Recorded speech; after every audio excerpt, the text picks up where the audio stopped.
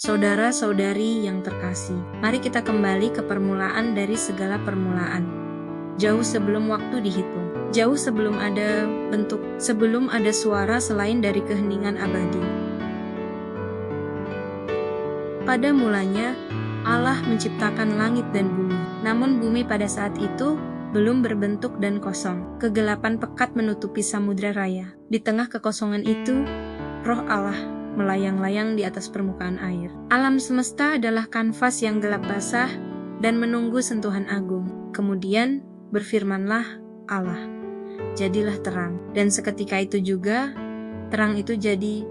Allah melihat bahwa terang itu baik, lalu dengan otoritasnya yang tak terbatas, Ia memisahkan terang itu dari gelap.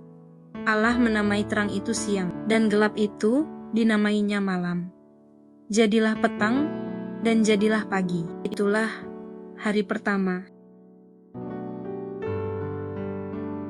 Pada hari yang kedua, Allah berfirman, jadilah cakrawala di tengah segala air untuk memisahkan air dari air. Maka Allah menjadikan cakrawala itu yang sekarang kita sebut langit. Ia memisahkan air yang ada di bawah cakrawala, yang menjadi lautan dan perairan di bumi. Dari air yang ada di atas cakrawala, yang menjadi awan, langit biru kini terbentang di atas kita. Jadilah petang dan jadilah pagi. Itulah hari kedua. Pada hari ketiga, perintah baru dikeluarkan. Allah berfirman, hendaklah segala air yang di bawah langit berkumpul pada satu tempat, sehingga kelihatan yang kering, dan terjadilah demikian. Kumpulan air itu dinamainya laut, dan yang kering itu dinamainya darat. Allah melihat bahwa semuanya itu baik.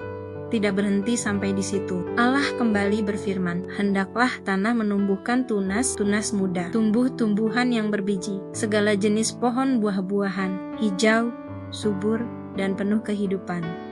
Rumput, semak, pohon-pohon rindang, semuanya tumbuh sesuai jenisnya. Sebuah taman raksasa telah diciptakan. Itulah hari ketiga. Hari keempat tiba. Allah berfirman, jadilah benda-benda penerang pada cakrawala untuk memisahkan siang dari malam. Dan biarlah benda-benda itu menjadi tanda yang menunjukkan masa-masa yang tetap. Maka Allah menjadikan dua benda penerang besar. Benda penerang yang lebih besar untuk berkuasa atas siang adalah matahari. Dan benda penerang yang lebih kecil untuk berkuasa atas malam adalah bulan, serta bintang-bintang yang tak terhitung jumlahnya. Semuanya ditempatkan di langit untuk menerangi bumi dan mengatur waktu. Allah melihat bahwa semuanya itu baik. Jadilah petang dan jadilah pagi. Itulah hari keempat. Pada hari kelima, penciptaan mengisi ruang-ruang yang telah disiapkan. Allah berfirman, hendaklah dalam air berkeriapan makhluk yang hidup, dan hendaklah burung berterbangan di atas bumi, melintasi cakrawala. Maka diciptakanlah segala jenis binatang laut yang besar, ikan-ikan kecil, dan segala makhluk air yang bergerak, serta segala jenis burung yang bersayap, dan Allah memberkati mereka. Berfirmanlah Allah, berkembang biaklah, dan penuhilah air yang di laut, dan hendaklah burung-burung di bumi bertambah banyak. Itulah hari kelima. Hari keenam adalah puncak dari karya penciptaan. Allah berfirman, hendaklah bumi mengeluarkan segala jenis makhluk hidup, ternak, binatang melata, dan segala jenis binatang liar, dan jadilah demikian. Sapi, singa, gajah, reptil, serangga, semuanya muncul dari bumi, masing-masing menurut jenisnya. Allah melihat bahwa semuanya itu baik.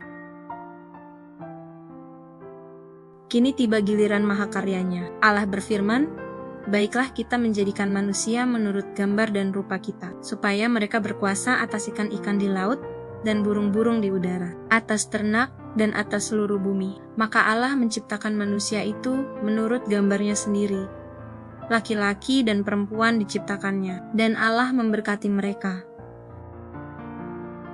Allah memberikan segala tumbuh-tumbuhan sebagai makanan bagi mereka, dan segala hewan. Allah memandang semua yang telah diciptakannya, dan sungguh, semuanya itu amat baik. Jadilah petang dan jadilah pagi. Itulah hari keenam.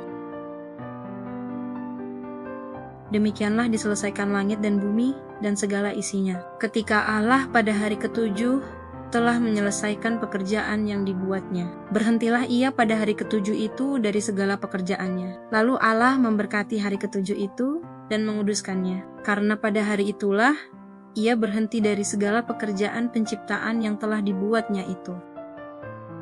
Inilah permulaan kisah kita, kisah tentang kuasa, cinta, dan kesempurnaan Sang Pencipta. Dari kekosongan Allah menciptakan segala sesuatu, dan puncaknya adalah kita manusia.